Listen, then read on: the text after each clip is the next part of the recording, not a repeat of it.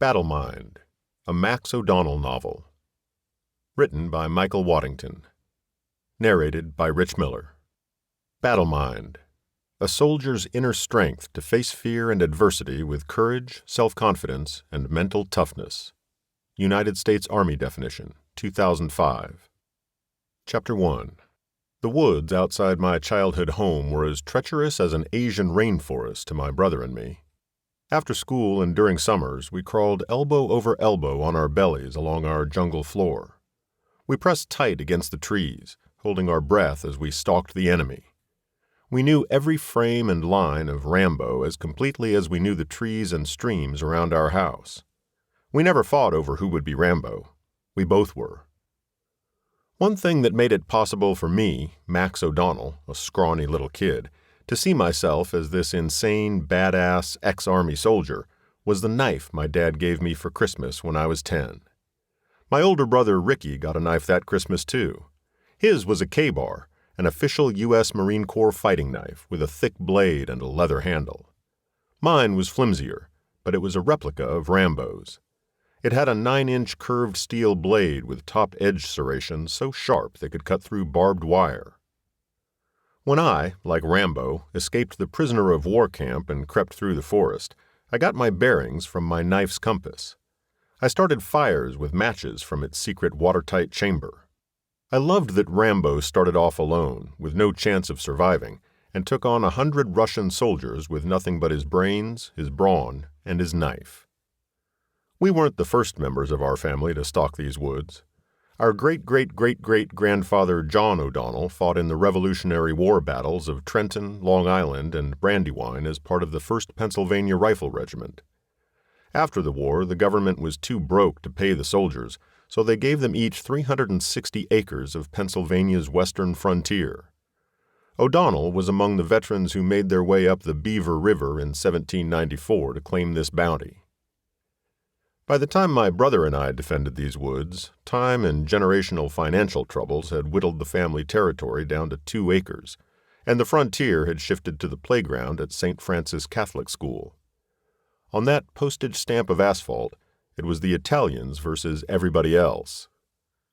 The downfall of American manufacturing in the 1980s hit Westfield hard. The steel and tin mills on the banks of the rivers running through the town moved to Pittsburgh and then overseas. The city quickly fell to ruin as the industry collapsed. In my 4th grade year, there were 40 kids in the class. The next year, the Rambo knife year, there were 15. Around town, we saw fathers who had gone from working the factory lines and then the picket lines to cleaning the grounds of the county jail in their inmate jumpsuits. When you can't feed your family, you do what you have to do until you get caught. Many of the nice kids went south, as my dad would say, and became thugs. In Westfield, when I was growing up, you didn't have to go looking for a fight. A fight would always come looking for you. Some guys are born fighters. Others, like me, had to learn the hard way. Mornings at St. Francis School were brutal. The basketball stars, all Italian kids, lined up around the outside lunch tables with their slutty girlfriends draped over their shoulders. They stood loose and relaxed as if they were standing in their own backyards, wearing shiny tracksuits with gold crucifixes plumped up on their budding chest hair. They'd taunt all the other kids from the moment they entered the yard. Often, one of them would step in front of a kid and say, "What you looking at?" Or worse, "You got a problem with me?" By the end of my 7th grade year at St. Francis, these morons, and my dad's orders to never back down, had combined to make me miserable. My older brother wasn't around to help defend me anymore, so I attended morning mass to avoid having to brawl it out in the schoolyard. Church felt depressing. Nothing made any sense, and I began to have doubts about God. The nuns, the Catholic school teachers, and everybody else knew that the supposed coolest kids in school were terrorizing the weaker ones. The priests would tell us to turn the other cheek, to forgive. For me, that wasn't an option. That asked for more trouble. I knelt in church every morning, chanting and bowing so that I wouldn't have to fight every day. Hunkering down in the church wasn't enough, though. One afternoon after gym class, I saw Donnie Fiorello push a buddy of mine into a wall. "Hey, cut it out," I said. "So, you think you're tough?" Donnie thrust out his chest. I didn't reply. Donnie and I stood face to face, a middle school standoff. His overly made-up, underclad girlfriend giggled. I'll never forget the sound of her high-pitched hee-hee-hee-hee as she stood there with her poofy hair, chubby face, and gapped teeth. She tittered, "Kick his ass, baby." Donnie slapped me, and I snapped. I grasped his hair and slammed his face into the gym's metal door. He dropped to his knees, dazed. "Donnie!" she cried. I walked away feeling like a big man, but as Rambo says in First Blood, nothing is over. At 3:00, the school bell rang, and Donnie's gang of friends approached me. "We're going to take this outside," one said. "You're dead meat," another threatened. When I walked into the street in front of the school, I found out I was fighting 4 guys, and none of my friends dared accompany me. We walked to an alley behind the church. There I stood with my back to a chain-link fence, my stance wide, arms tight at my sides, fists clenched. I scrambled into the fight, and my untied sneaker lace caught on one of the chain links. I fell to the ground. Then all 4 of them started kicking me in the face and ribs. The metallic taste of blood filled my mouth. "You guys stop! Stop it right now!" A mother. Salvation. "You guys have a game tonight," she said. "You don't want to hurt your shooting hand. Let's go. Do not argue with me, Joey Pavano. Let's go." I knew this woman, a leader in the Catholic youth group, and I was one of her students. She pointed at my battered face as she walked away and said, "You boys can deal with this later, but not on church property." I'm not going to describe every fight I got into, just the ones where I learned something. I learned something then. I learned that when you're heading into trouble, make sure your shit is tied down before you get into it, and never count on backup. That applies to everything in life. I also learned that not every bully is standing on a corner, smoking a cigarette. They must have someone in power supporting them, or they can't survive. That night, during family dinner, Dad noticed my black eye. "Who won?" he asked. I didn't answer. I scurried to my room while Dad ranted about me being a goddamn weakling. The next day, I signed up at a local boxing gym. Run by the Fraternal Order of Police, it had become an after-school refuge for people like me. Kids trying to deal with life's problems, whether it be poverty, abuse, or bullies, by using their fists. Sergeant John Malarkey, a retired Pittsburgh cop, ran the gym. He and Dad grew up together, but I did not want Dad involved. So I asked the sergeant to keep my boxing a secret, and he agreed. Malarkey had a gentle way of motivating me. Though he was anything but soft, I had to give 100%, or he would say, "O'Donnell, I can tell you don't want to be here. Go home. Quit wasting my time." These words hit me harder than any name-calling ever would. Malarkey had me working the heavy bag until my knees buckled. I moved on to the speed bag, combos, and footwork. Every day I owed him 200 push-ups and 50 pull-ups before I could head home. In a few months, my strength, speed, and skill had increased, and I could hold my own when sparring with the other kids. Redemption came on my 13th birthday. Dad and I went to see my brother Ricky's baseball game. I proudly wore my vintage Roberto Clemente Pittsburgh Pirates jacket. Mom was born in Ponce, Puerto Rico. Her loyalties had a rock-solid order of priority: God, family, and Clemente. The jacket, sporting a block 21 on the sleeve, had been one of the last gifts she gave me before she succumbed to breast cancer. Halfway through the game, my dad was sitting in the stands waiting for my brother's team to finish. I was goofing around on a hill next to the field, playing tag. I saw Chris Tomasi too late. Classic bully. In my grade, but 2 years older and twice my weight. He was the perfect combination of stupid and mean. "Nice jacket, you fucking spick," he said, and he took my jacket. I tried to snatch it back. He whipped it at me, and the zipper clawed my face. I started bleeding. I ran to my dad like a whimpering puppy. My dad doesn't talk much. Our conversations are short, no bullshit. He asked me what was going on. I stood there about to cry with him looking up at the hill and then back at me. Meanwhile, Tomasi had stolen some kid's bike. He was riding around wearing my jacket, terrorizing other middle school children. "What's going on?" Dad asked. I lied. "Nothing." "Maximilian O'Donnell, where's the jacket your mother gave you?" I shrugged. "Get it back. It's your jacket." "But, how? Not sure." My stammers were not making a lot of sense. "Dad?" I asked. "How?"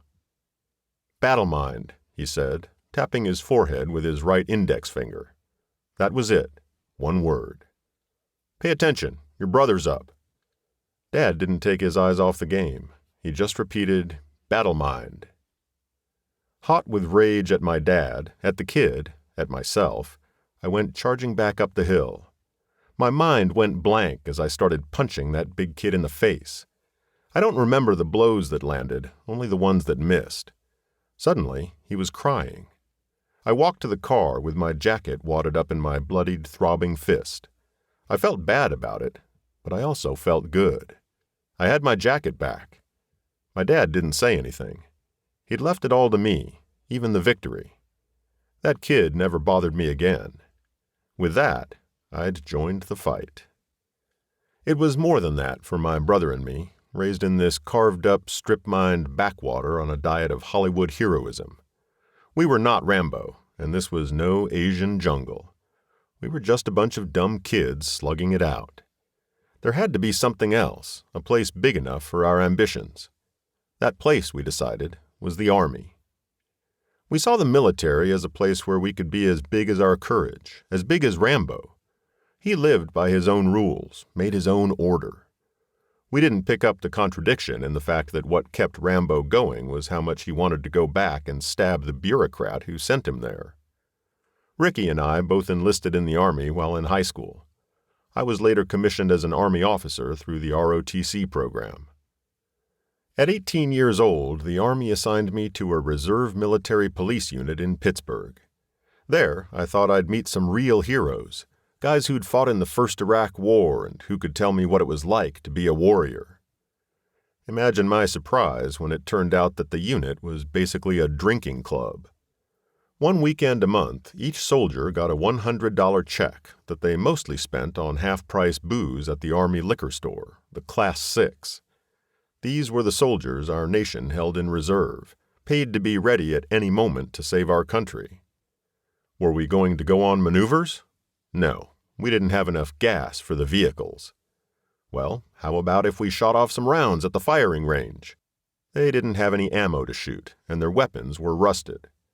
Our job was what they called vehicle maintenance. One time, some soldiers and I were sitting in an Army vehicle listening to the Steelers game on the radio. During commercial breaks, I was reading a book called Rogue Warrior by an ex-Navy SEAL. Our commanding officer approached. "Put the book down, Private O'Donnell," my sergeant said as the officer neared. "Huh?" I was confused. "You're making us look bad." "What?"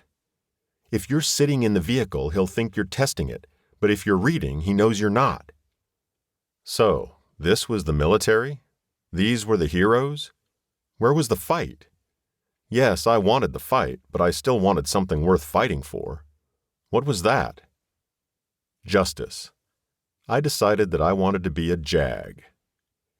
Getting into the Army Judge Advocate General Corps isn't easy.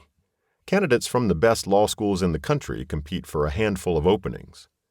From the moment I arrived at the University of Virginia in Charlottesville for the 4-month JAG course, I was told again and again about the JAG Corps' proud tradition as America's oldest law firm, started by General George Washington, no less. I quickly learned the irony of looking for justice in the military. There is an old joke that military intelligence is an oxymoron. Military justice is another one. In the Army, a vigorous defense of your client is not considered a smart career move. I was frequently reminded that as Army lawyers we were all in this together. I was advised to not rock the boat or burn any bridges. At my first trial, I saw the prosecution's shotgun approach to charging the defendant. Courts-martial charge sheets are typically 3 or 4 pages long, usually with the same conduct charged repeatedly in a variety of ways. The strategy was to overwhelm the defendant so that he had no choice but to plead guilty. In many cases, the soldiers were made to feel guilty even when they were not. As the wars in Iraq and Afghanistan wore on, more and more soldiers were accused of war crimes. Most of these men weren't killing machines that turned savage at the battle line. They were guys like me in many ways, who built a notion of American manhood from the scowls of their pissed-off dads and the words of action movie heroes. They were men who had had the greatest generation shoved down their throats, and were told they were too lazy and corn-fed to match that glory. Men who saw 9/11 as their chance to prove themselves. The fight on the ground in Iraq and Afghanistan was not so straightforward. Often it wasn't clear who the bad guys were. In the war on terror, your instincts, vague rules of engagement, and conflicting orders could easily betray you, and when the Army needs someone to blame for a mishap, it charges the enlisted man. As an Army lawyer, I had a memory of myself getting picked on in school. The truth was, by this point, I liked to fight. I had been doing it for so long. It didn't feel right not to be defending something, even if afterward hardly any of those battles seemed worth it. Facing an opponent in the moments before the first punch, my mind was sharp, a clarity I found nowhere else except for the courtroom. At that moment, some part of me stretched back to John O'Donnell, making his way up the river knowing the woods were full of enemies, and the other boats might be too. That state of hyper-awareness was also a state of calm, the absence of fear in a stillness where movement and thought were one. This is the state my dad called Battlemind.